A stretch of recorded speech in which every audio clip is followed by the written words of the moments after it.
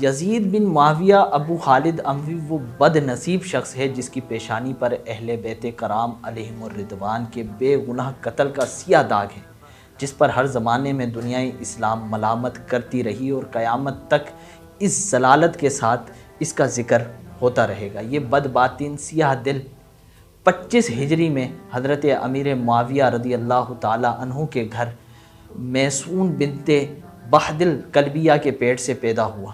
نہایت ہی موٹا بدنما، جسم پر بہت زیادہ بال تھے، اس کے بد خلق تھا، پیٹ نکلا ہوا تھا، فاسق و فاجر، شرابی، بدکار، ظالم، بے ادب، گستاخ تھا۔ اس کی شرارتیں اور بےہودگیاں ایسی ہیں جن سے بدماشوں کو بھی شرم آ جائے۔ حضرت عبداللہ بن حنظلہ رضی اللہ تعالی عنہ نے فرمایا کہ خدا عز و جل کی قسم، ہم نے یزید پر اس وقت خروج کیا، یعنی کہ مخالفت کی، ہم نے اس کی بیعت نہیں کی، جب ہمیں یہ اندیشہ ہو گیا کہ اس کی بدکاریوں کے سبب آسمان سے پتھر نہ برسنے لگیں۔ یزید نے محارم رشتہ دار جن سے نکاح کرنا حلال نہیں ہوتا، ان سے نکاح کو رواج دیا، عام کیا، سود پبلکلی عام کر دیا، مدینہ طیبہ اور مکہ مکرمہ کی بے حرمتی کی۔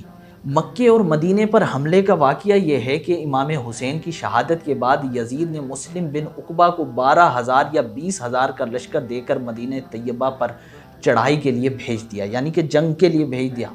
اس نامراد لشکر نے مدینہ شریف میں وہ طوفان بدتمیزی برپا کیا کہ اللہ پاک کی پناہ، قتل و غارت گری، طرح طرح کے مظالم رسول اللہ صلی اللہ علیہ وسلم کے پڑوسیوں پر کیے گئے۔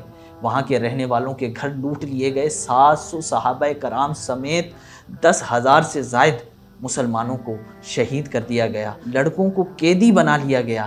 ایسی ایسی بدکاریاں اور بدتمیزیاں کی جن کا ذکر کرنا ناگوار ہے۔ مسجد نبوی شریف کے ستونوں کے ساتھ گھوڑے باندھے گئے، 3 دن تک مسجد شریف میں لوگ نماز نہ پڑھ سکے۔ مدینہ منورہ کی گلی کوچوں میں حضرات صحابہ تابعین کا خون پانی کی طرح بہایا گیا۔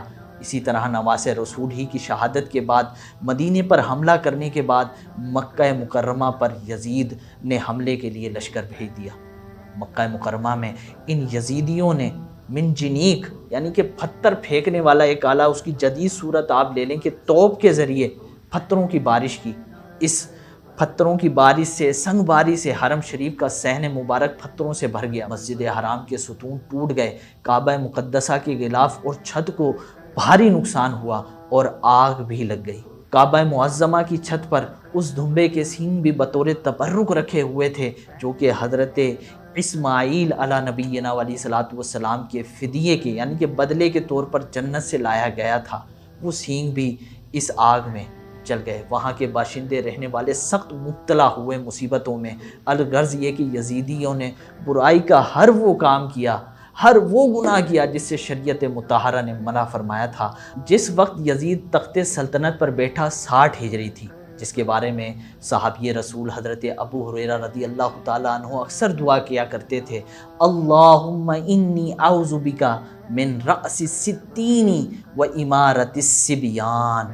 اے اللہ، میں تجھ سے 60 ہجری کے آغاز اور لڑکوں کی حکومت سے پناہ مانگتا ہوں۔ ان کی یہ دعا قبول بھی ہو گئی اور 59 ہجری میں آپ نے مدینہ منورہ میں انتقال فرمایا۔ یہ کیوں تھا کہ یہ آقا علیہ الصلوۃ والسلام سے اس ہجری کے بارے میں سن چکے تھے۔